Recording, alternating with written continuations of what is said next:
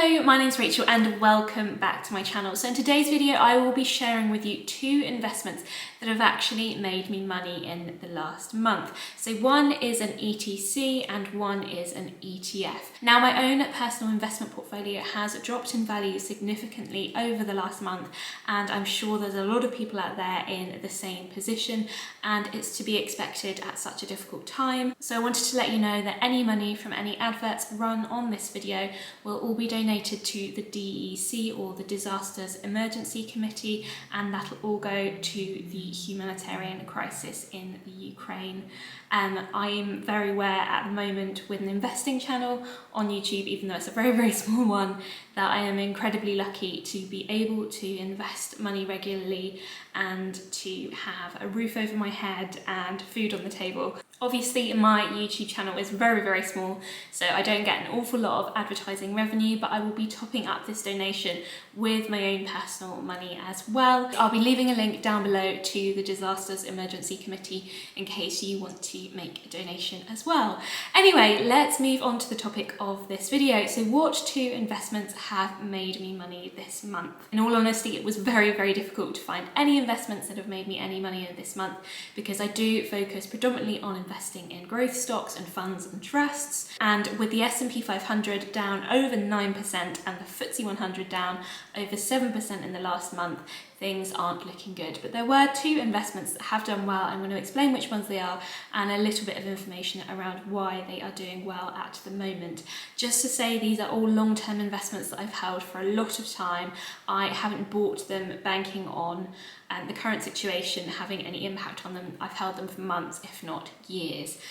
So the first one is Ishares Global Clean Energy. This ETF is up almost 20% in the last month, which is a really strong return. It's up 19.7%. So this fund aims to provide investors with a total return which reflects the S&P 500's Global Clean Energy Index.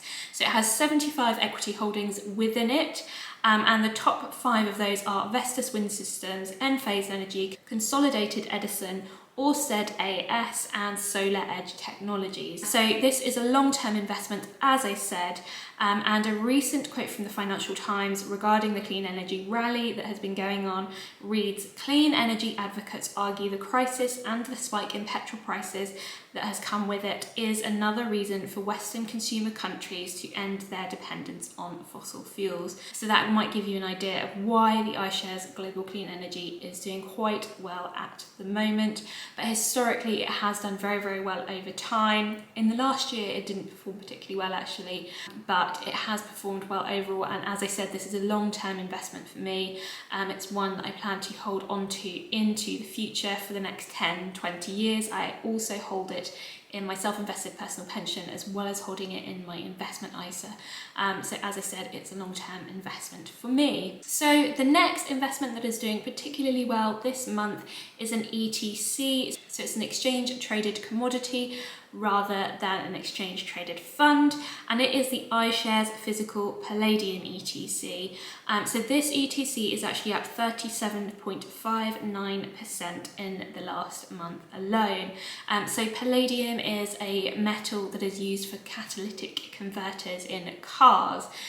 So with the return of being able to produce more cars after the pandemic, there is more demand for palladium. Also, palladium prices climbed to their record high after global sanctions threaten to disrupt the flow of output of palladium as well. So that's another reason why it has done particularly well at the moment. I'm actually trying to decide whether I want to sell this ETC at the moment. I'm not sure whether it is something that I want to hold on to for the long term, because my thinking on this, which you always might be different, is that because it's predominantly used for catalytic converters, but my thinking is with the market shifting more towards electric vehicles, my understanding is that there is not a need for a catalytic converter in a electric vehicle, so potentially the demand for palladium could go down.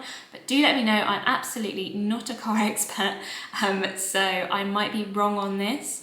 but as far as I understand, that is the case. So with the sale of new petrol or diesel cars phased out here in the UK by 2030, I'm thinking that potentially there may be less of a demand for palladium. Anyway, do let me know in the comments down below if you know more about the use of palladium in cars than I do, but this is my thinking at the moment. So yeah, those are the two investments that I'm currently holding that have done well for me in the last month. I hope your investments are faring better than mine. As I said, I invest predominantly in growth stocks, which have been hit harder than value stocks. So yeah, thank you so much for taking the time to watch this video. I really, really appreciate it, and I hope you're all having a lovely day. Bye bye.